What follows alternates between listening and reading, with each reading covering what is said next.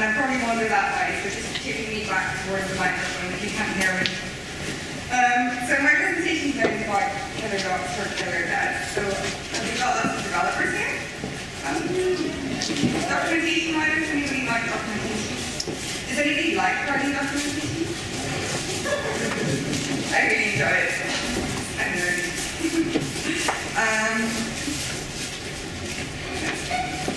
So this is me. I run a documentation and content company called WordCamp, which, as the name implies, means I write words for WordPress. I do documentation, web content, user interface text, anything related to WordPress. I just do other open source projects that come to WordPress. These are my clients. You probably recognize a couple of them. I've got to add a few more after this weekend, so that's really cool. Event Espresso is here, Garth is over there. Right here. And I do articles for Smash Magazine. Recently I completely did the documentation for Science WP. Does anybody use that? Very good. It's like for managing your all of your WordPress websites in one place. And then PWIC is like an open source web analytics. It's like Google Analytics, but you install it and run the server. Anyone use that? It's good, yeah, that's fun. Documentation needs that. That's what I'm doing. So I'm going to start off with this quote from Nicholas Zapas, who is a software engineer, front-end consultant, and author. And he was asked why major JavaScript libraries fail, and his response was the lack of documentation. He says, no matter how wonderful your library is and how intelligent it's designed, if you're the only one who understands it, it doesn't do any good. Documentation needs not just auto-generated API references, but also annotated examples and in-depth tutorials. You need all three to make sure your library can be easily adopted. So for me here, the key phrase is really if you're the only one who understands it. And I find that working with a lot of developers, they're so into the code that sometimes it's hard to take a step back and make an end user understand it. I've been working with Infinity. Does anyone know Infinity? It's a theming engine which uses configuration files so you can turn on and off like theme options and features and things like that. The only people who really understood how to use it were Bo and Marshall, the developers. It uses any files, and people in WordPress, they don't use any files, I'm like, what the hell? But their immediate proximity to Infinity made it difficult for them to write about in a way that other people would understand. So that's why I came on board, which was to try and make it understandable by anybody. The other thing that I want to take from this approach is all three to make sure your library can be easily adopted. The same goes for any, like WordPress plugin or theme or SaaS solution. You need a wide variety of things, so I'm going to see how that works in any WordPress context.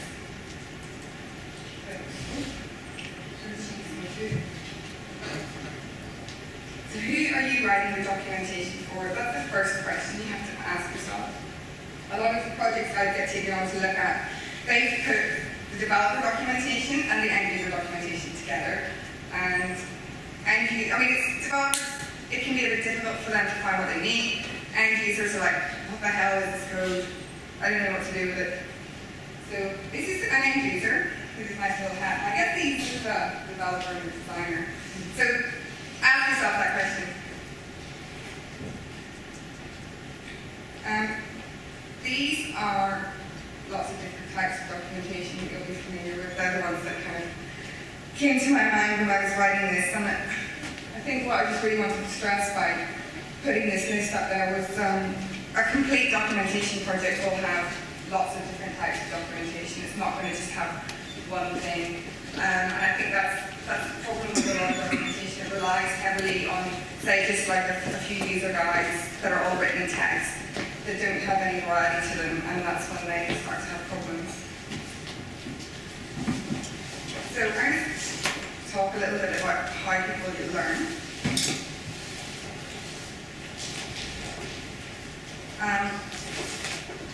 I did a teacher training course. I used to teach writing. I didn't do it anymore because I started writing about WordCamp. And I was taught about this learning theory called BARC, which BARC stands for Visual, Auditory, Read, Write, and Kinesthetic. And it's basically a 16-question questionnaire, and you can take it, and it tells you what your learning preference is. So I'm going to tell you talk a little bit about each of these learning preferences and how you can kind of integrate reaching these people in your documentation. And really the point of this section is that everybody learns differently. Everybody will engage with your documentation in a different way, and you really need to be reaching all of these people. So first of all is visual. These people like to look at things. So on the left-hand side, I've got the learning strategies that the BARC website recommends, which is presented to use pictures or gestures, or you get to here. Pictures, posters, slides, books of pictures and diagrams, flow charts and graphs, which I love flow charts and graphs, I think it's really nice. Highlighted text, different colours, underlining, and using symbols and white space to make things stand out. So to incorporate these people to reach out to them in your documentation, I use things like call-outs to draw attention to notes and tips. I use screenshots, but not just of it. I think I use arrows, highlights, text. I use flow charts, highlights and boldings, a lot of bold to emphasize key points in different paragraphs. Graphics and screencasts. Like, does anyone look at SEO mods? Does anyone ever read that? It's got like these tutorials called Whiteboard Friday, which is a guy standing in front of the whiteboard, and I think that's a really good visual learning tool. I find them really useful. So these types of people, you could use in-depth tutorials, screencasts, graphics, infographics. Next is auditory. This is kind of harder for me to conceive because the web is such a visual medium, trying to reach people who like to hear and to discuss and interact is much more difficult than any of the other different learning preferences. So from the BARC website, let's just go into classes, getting involved in discussions, explaining ideas to other people. I find that really helpful. Just writing this presentation and talking to you guys about it all helps to clarify, in my mind, what I do about things. So I'm kind of learning in the process as well. Using a tape recorder, engaging with interesting examples, and describing things to someone else behind. So, like I said, it's a bit harder. Podcasts are the obvious one, and screencasts that have quite a detailed narration. So it's got the voiceover track is quite detailed. It covers everything that the person would need to know. Practical examples as well, I think, are really helpful for these people. And then I thought, so now these things aren't documentation, but things like a chat room where people can discuss are really helpful. And support forums and screen sharing as well. Screen sharing. Does anyone use screen sharing on Skype to help people out with things? Yeah, that's really useful. And then webinars as well. The occasionally see people going, hey, give my free webinar on security of the design, that sort of thing. And they're often recorded so other people can go back and listen to them. So sharing on Skype is the single greatest way to support a client to change everything. exactly, it's really useful. Really, really useful. I've used it a lot with a company that I used to work with. We did a lot of screen sharing, and I know the support guys there spend a lot of time on Skype, walking people through things or helping them to troubleshoot the problem. Exactly, yeah, it really helps.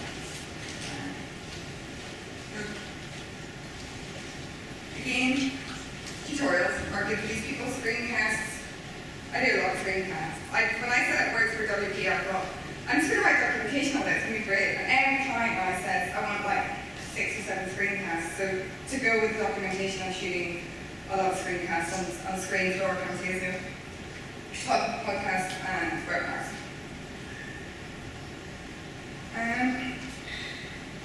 The read-write ones are probably,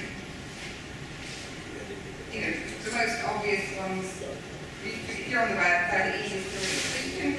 But you can make the things a bit more varied, help them out as well. On the VARC website, they list the learning strategies, lists, headings, dictionaries, glossaries, definitions, and it seems like small pieces of text that you can kind of grasp quickly and pick up and give you what you need. Also large pieces of text, reading essays and writing essays and manuals. So there's loads of stuff you can do. Use ordered and unordered lists. Use heading tags. Heading tags are so important for me when I'm writing documentation. I use call-out boxes for definitions, and I think they're a really helpful design tool when you're writing. Also, link to definitions elsewhere. The WordPress codex is just linked to it. If you haven't got something on your own site, if you introduce a new concept, you should be linking to where a user can go and find out more information. They're like user guides, glossaries in WordPress codex, or ebooks and manuals, and there's lots of ebooks and manuals around. The final group is kinesthetic learners, and they're the kind of probably the most fun people to write for because it's about these practical things. So in a classroom, you would be using other senses like touch, taste, smell, and hearing.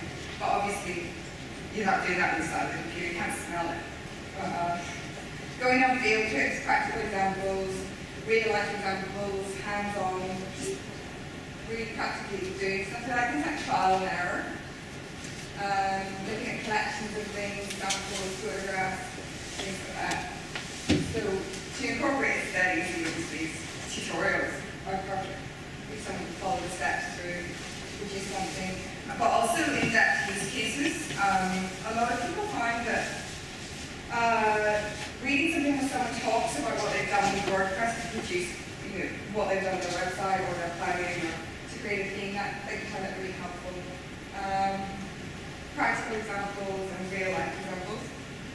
Has anyone seen Code Academy? Yeah, that's great for these learners. They're really interested in practically doing stuff. I tried to work through it, but I didn't have time to do it in the end. Also, anyone know WP recipes? It's like a website with short kind of recipes for WordPress, where you can achieve one thing very quickly. That's great for people who want to do this sort of thing. And then webinars again that walk people through doing something practical. So practical tutorials, tips, hacks, and use cases. Finally, about 60% of the population have 2 or more learning preferences. I have 3, which is visual, read, write, kinesthetic. That's a good question I came up with for me. So these people adapt their learning preferences to those around them. People can't be divided up neatly, so really you should be trying to have a wide variety of documentation, which is people learn in different ways, make sure you reach everyone, make sure it's useful to everyone. And that's, whenever I start a new documentation project, that's something I really stress, is the importance of variety in documentation, and not just having text-based stuff. Okay, before I get to writing and documentation, another quote that I found in the blog. This is my quote, the technical editor at Microsoft, and he writes a blog about writing documentation. He says, "We've been known to tell a developer if it isn't documented, it doesn't exist. Not only does it have to be docked, it has to be explained and taught and demonstrated. Do that and people will be excited, not about your documentation, but about your product." I think that's really important. It's not the documentation that people get excited about, it's your product. This is sad for me, because actually nobody really cares about it, the documentation writer. You all just write the documentation, and it's part of the overall thing. And you writers really want people to love their writing, but when it comes to documentation, as long as it's good and it's clear, then it's just assumed as part of everything. But when it is clear and useful and helps people to use your product and to learn, then people start to get excited about what it is that you do. So it's really important for developers to get it right. You don't get excited about roads either, but Exactly, I know, but they're important. kind of. Some people probably get excited about roads. My best friend gets excited about dreams, so some people like everything. Okay, so earlier on I said that you need to think about who your audience is. Mostly I'm going to be talking here about writing for end users because this is a WordPress context and most of the people who are using WordPress are end users. I mean, who writes the documentation here for developers?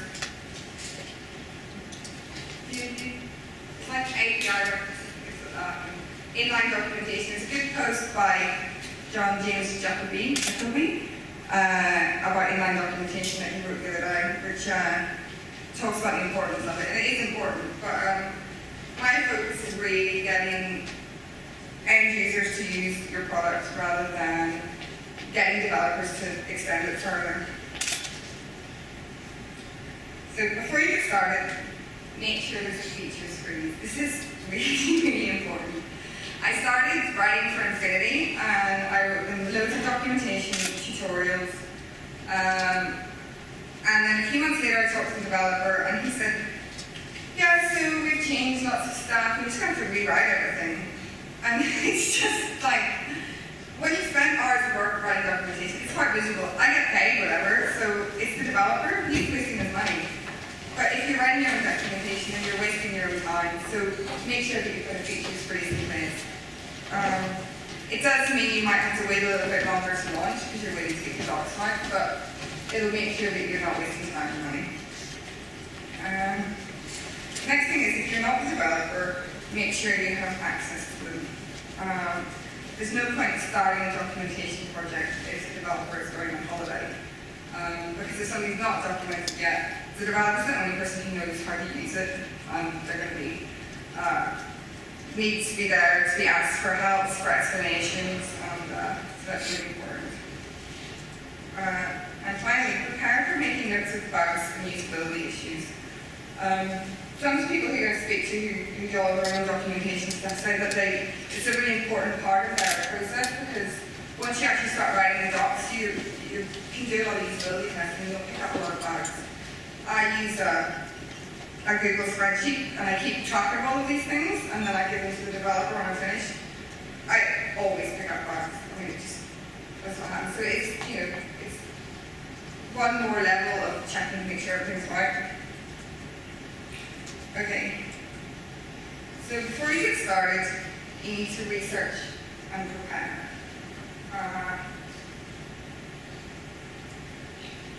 If you're doing a complete documentation project, you need to think about how you want your user to be able to navigate through. Do you want to have beginner, intermediate, and advanced? Or do you want discrete sections that cover different features? This will really depend on the product and what you're doing. Some people have quite a steep learning curve, so they have to start off with quite basic stuff and lead their users through it. Whereas other people, it's really about learning all of the different features that you need. Next, you need to think about your article structure. You need to, as well as having your overall documentation architecture, you'll need to have each piece of documentation in that will need to have its own structure, beginning, middle, and end. Next is access to resources. Do you have everything that you need to get started? Like access to the developer. Will your user be able to get everything that they need? Will you be able to link them to an FTP program, free text editor, or anything else that they'll need to get things done? Then decide on the appropriate documentation type. Some people want tutorials, some people want user guides, some people want screencasts. It's going to be suited to what you're trying to achieve. User guides let people kind of dig into what they need, so they might want to learn about a specific feature, whereas a step-by-step tutorial will walk someone through the process of getting there. Ask yourself if a screencast would help. Next, think about the level of your user. And I always aim for novice. I have in my head my husband, who can use WordPress. You know, he has his own website, and he blogs on Blogger actually. So when I'm writing my documentation, I have him in mind. That's what I'm aiming for. Because the thing about it is, he's the person that's going to cause problems. He's the person that's going to be on the support forum going, we can't do this, we show how to do it.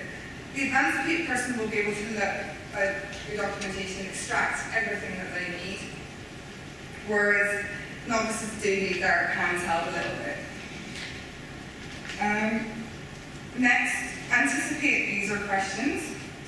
When you've got your novice, like my husband or your parents or whoever in mind, anticipate what their questions are going to be and answer them in the documentation so that, again, it's going to save you in support form requests.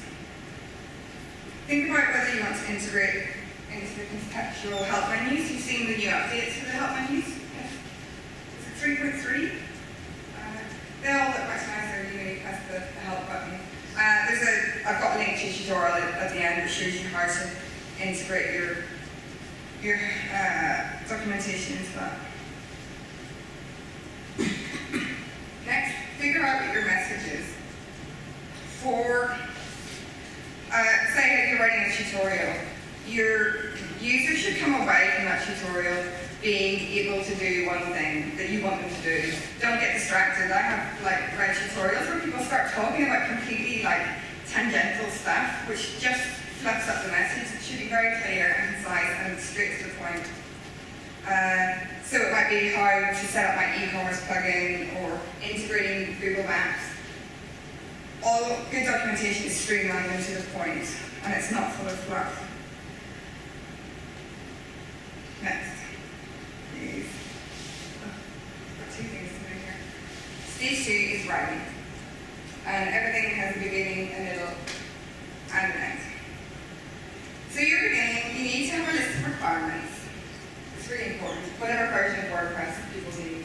Maybe it's a specific PHP version, or you've written a Gravity Forms extension, they need to have a version of Gravity Forms, or whatever. Your user needs a list of requirements. Next, you need a list of resources that people will use to complete any practical sections. Usually, people will need an NTP client. Or it's a good idea to recommend a text editor. Preferably a free one if possible, because a lot of people don't like pain. Then introduce the reader to what you're going to do. So, for things like Infinity, I did a tutorial. This tutorial will walk you through how to enqueue styles with the configuration file. And then the reader knows straight away what they're going to have to, what to expect. Then think of how you're going to do it. It's not always relevant, but in a tutorial, it's helpful to say something like, in the next 7 steps, I'll walk you through this, and this. And then a demo of what is achieved. If it's a practical tutorial, it's helpful to have a screenshot or a link to a demo or a screencast. In the middle, break the body of user guides up into self-contained sections which deal with just one topic. So if you're writing a payment, say a guide to payment gateways, for your e-commerce plugin, you could have PayPal, PayPal Pro, Authorize.net, and then people can look at the headings and they can do what they need. Tutorials should be split up into discrete steps. I've got an example. This is installing a BuddyPress plugin. You guys know how to install BuddyPress, right?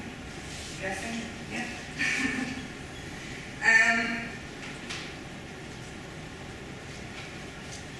So this is really down to the point. Obviously, I know you guys know how to upload a plugin via FTP, but the headings can be read quickly and easily by an advanced user. You can go, hey, so I need to download that unzip BuddyPress, I need to upload via FTP, and then I need to activate the plugin. You don't need any of the other stuff. But the novice can dig down into what they need. So every everybody's kind of covered in here. You guys can get a big glance, and my husband has everything he needs to get what he needs done. The images then complement the text, and again, if you can just look through the images, you can see download, upload, activate. So this covers, people who don't necessarily like reading so much and find visual aids very useful. So call-out boxes are really helpful as they alert people who are scanning the text to things that are important or outside of the normal flow. I put in the tips, definitions and references, and important pieces of information that if someone's scanning it, I don't want them to miss it, so I'll know that their eye will go to that box and I'll get that information. And then advanced tips for more experienced users go in there, and links to other places. I use screenshots liberally. I think they're really important. Sometimes people don't do them very often, don't think they're very useful, but I'm pretty anal about it. Every step has at least one screenshot, and really, I'm taking screenshots of the context of the navigation menus with like little cursors and stuff on them. Do you have a better tool for taking screenshots? I used to snag it. I don't know if you use that before. I have the stuff in TechSmith, the stuff in PC is much better, and I've moved to a Mac in the past 6 months, and I don't find stuff as good on the Mac. I don't find snag it's as good as Camtasia for Mac. But I'm still using it, so if anyone recommends it better. Screencast software using Mac. Sorry? Screencast software using Mac. It's Screenflow. Was it? Screenflow? Yeah, it's pretty good actually. I'm pretty happy with it as well. I've got 5 minutes left. Right, I'm going to go fast. So Screencast, I was asked at WordCamp Netherlands, a guy in the audience said, can I just include Screencasts? And I wouldn't advise doing that, but it is really helpful to incorporate them. And then use varied media to include learning preferences. So you've learned about visual, auditory, read write. So you know now that everybody does it differently, and try to include them all. Okay. Okay. Stage 2 writing is the end. So if you've got like a really long ebook or manual, it's a good point to sum it up. So you can list the main points. I've done that at the end of the presentation, so you can see what I've done. If you've done a demonstration or a tutorial, you can put a screenshot of what this user should have achieved or a link to an example. A list of resources for further reading. That's really helpful. Or a list of tutorials for taking things further. Some people use like related posts plugins, and I have not found them to be. I've never got them to work exactly as I wanted to. I find it easier, more useful to actually manually list what was helpful to the user. And never just end something, always show where the user can go next. If it's for how to learn more, you can have a link to a support form or to a feedback form. So the third stage of the documentation process, which I'm going to go through quickly, is to test. On big tutorials, I get someone to test them. This is usually someone who I think is aimed at, and they'll work through the steps, see if they can achieve what I need them to achieve. And it's quite helpful. They might pick up on problems with the code, and then you don't have the people who actually read the documentation being tripped up by things. With a user guide, ask the person questions and see if they've got the main points that you want to get across. And then collect all the questions that they've had and put them in your FAQ. Revise. So incorporate any changes that your tester has suggested. I don't have any wordiness because I think documentation needs to be really concise. So I would do things like, now it's time to go. You can visit the WordPress administration screen. You just visit the WordPress administration screen. Keep everything brevity is really important in documentation. Fix typos and grammatical errors or identity management start. This is updating documentation. Documentation never ends. It's constant process of updating. WordPress gets updated really regularly. That means you need to update your product, you need to update. APIs change, things evolve. So you're going to be in a process of updating your documentation all the time. And it's a really miserable process sometimes. Like I had to update like screenshots because the UI changes and I hate doing screenshots. Get a process in place to keep track of what needs to be updated. I use a Google spreadsheet sometimes, but you can also use a plugin like Content Audit, which I've added at the end, which I find really useful as well. Here are my practical writing tips. Be clear, concise, and engaging. And don't try and get poetic or clever. If you want to be poetic, write at home. Never assume that the user just knows something. It's your job to tell them. So you really can't be making assumptions about what your user knows. Write in the second person. So when you logged into WordPress, you should navigate to the plugin admin screen. You can write like you're addressing the user. Stick to the point. Try and restrict yourself to one major point per paragraph. That means like each paragraph within a section is self-contained and conveys one point. That makes it much easier to get your message across. Choose formatting and be consistent with it. So if you're using bold to, highlight the main point of every paragraph, make sure you stick to that. Your information should follow in a logical order. One of the things I'm reviewing at the minute, the developer says, to get started, you need to do this, and then backtracks in the next paragraph and says that you've already done this. You need to do things in the order that the user is going to be doing. Write in the present tense. Again, this is to do with it's like you're talking to the user. And find the right tone. Sometimes you think about your branding and your company. When I was writing for Affinity, they wanted like lots of pop culture references and everything to kind of reflect them. And then proofread. That's really important. Try, it's not really good for your for how you look if you have lots of typos, grammatical errors. So it's important to get right. So this is what I've talked about. Then make your product feel through your lack of documentation. Your docs should get people excited about your product. People learn in different ways, so have diverse documentation types. Aim for the novice. Plan your architecture and structure, and keep your docs updated. Here are some resources. The PHP documenter is probably something you use. That's for developer docs. And Pairs is a WordPress theme that came out quite recently, which is quite interesting. I haven't used it for anything yet. Query posts is a new function reference. Has anyone used it yet? Yeah, it's really nice. Chip Bennett, who's on the theme review team, has written a nice post on how to incorporate your contextual help and support in WordPress. And then the content audit WordPress plugin, which I talked about. So thank you for listening. If you have any questions, I'll put these on slideshow so you'll be able to get them. Thank you.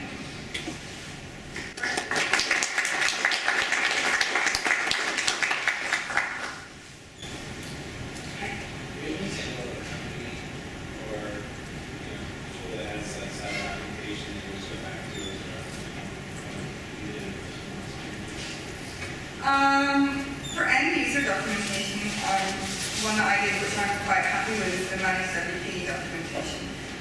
Partly because, the layout and how it was done was really quite poor.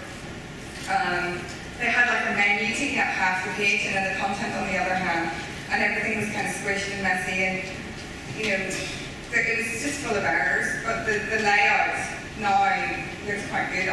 Sometimes things like the Gravity Forms documentation, that's pretty good. In terms of layout, I haven't read it all. Those are the ones I look at the most. Managed WP. Yeah. How do you feel about wikis for documentation? It's good for open source projects like well, obviously like WordPress.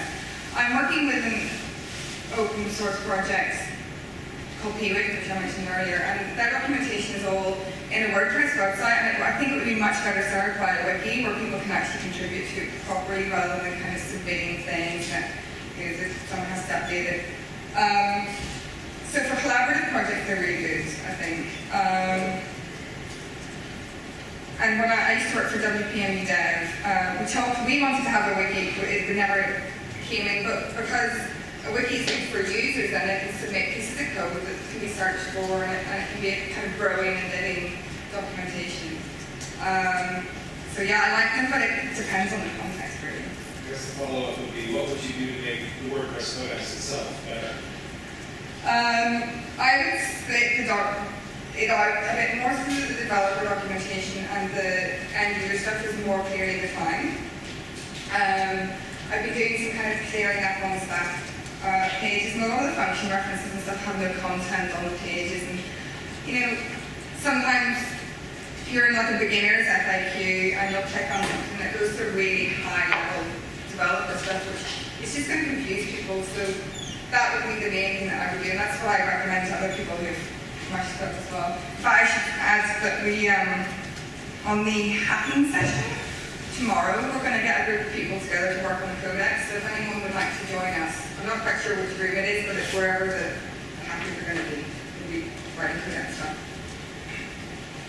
If you have a project where feature 3 is viable, you have to start delivering documentation. I would start off with the stuff that they're happy with and they say that it isn't going to change. It's the least likely to change.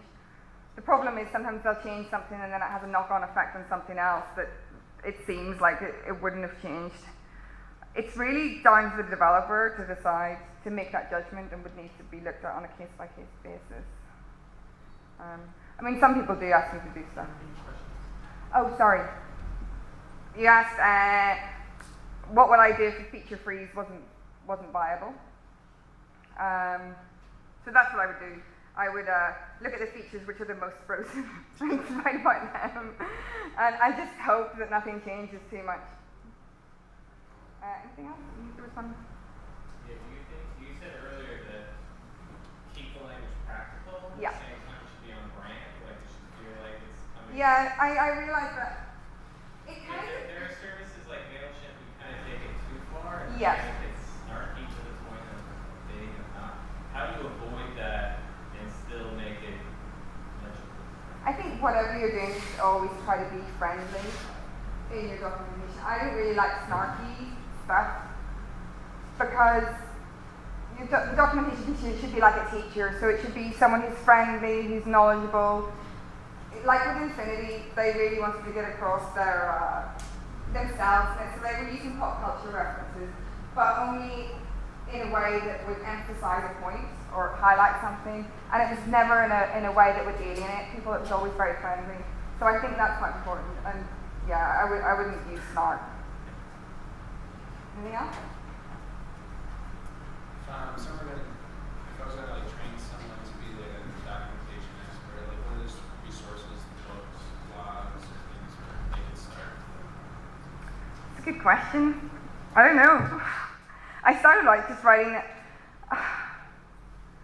For me, getting into documentation, my own experience was I used to blog about WordPress. I wrote a lot of tutorials. I mean, I'm a writer, first of all, but I've always loved WordPress as well, so I've been able to marry the two. And when I was a student, I was very into like structuring things and that sort of stuff, so that's really helped. I would say the first place to start, if you want to write about WordPress, is to start with the codex and see about how you can contribute to that, because there's lots of really good people working on it, and they will give you one-on-one help that you can, talk to them via email and help you to really improve your technical documentation. I mean, Laurel, who works in the codex, we've talked about it, and she said that her documentation has improved her technical writing just from working on the codex. So that's a really practical way to do it. This presentation will be a post on Smashing Magazine. It's going to be longer and have case studies in it as well, so maybe that'll be useful to you. And I've also written some stuff on writing readmes for WordPress as well. Hello. Does this cross over with content strategy, or are there many books or people writing about that that you would recommend? Like, I know it's not technical, it's more like marketing, but That's an interesting question. Actually, I should have mentioned this. I write a user guide, and then a marketing guy comes in and says, you haven't included any marketing stuff. And this is something you should think about when you start as well. What is your content for? Is it part of your content strategy as well? Are you trying to kind of, in a sense, get people to sign up for something as well as getting people to learn about something? And you kind of need to be thinking about that. I don't read any books about content marketing, so I don't really know. Copy blogger, they're obviously the place to learn about that sort of stuff, and I read them. Anything else? Hi. Just a little comment on the content strategy. Yeah. There are some content strategy books out. I forgot her first name, but her last name was Haverson. Christine Hannell. and Aaron Kissing just came out. Yep, she did too. I should read these. It's a book published by, Thanks. So Hi. guys, do you have ideas around documentation in the sense of having it like behind the membership wall or having it public, and how like that's useful? Gravity forms you have to pay again, and some other Yeah. maybe the documentation's out there. If I was selling a plugin, I would personally keep it behind a paywall because, you've got your paying customers and they want to use it. However, you could have some of it public and other stuff behind a paywall. How would you I don't know, it's really hard to decide.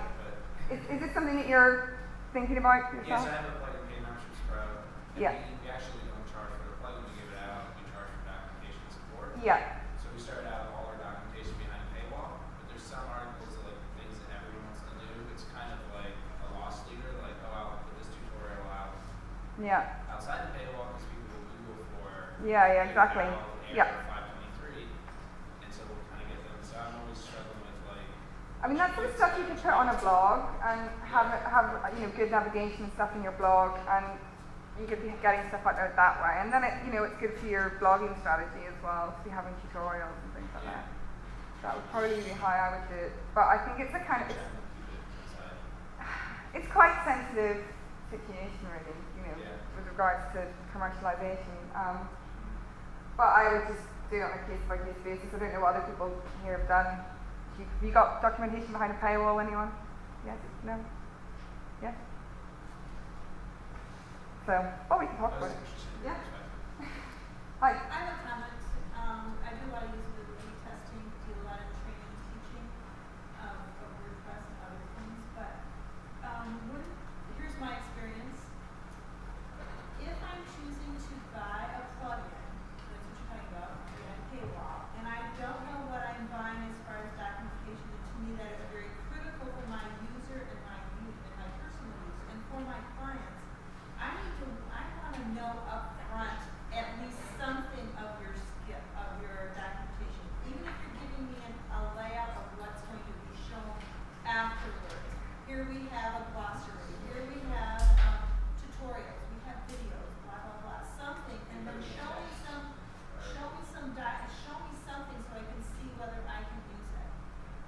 Because what I find is that you buy in, whether you're buying in with money or your time, if you're using a plugin or a theme, and you have no idea what's on the other side of that wall is to help you support that.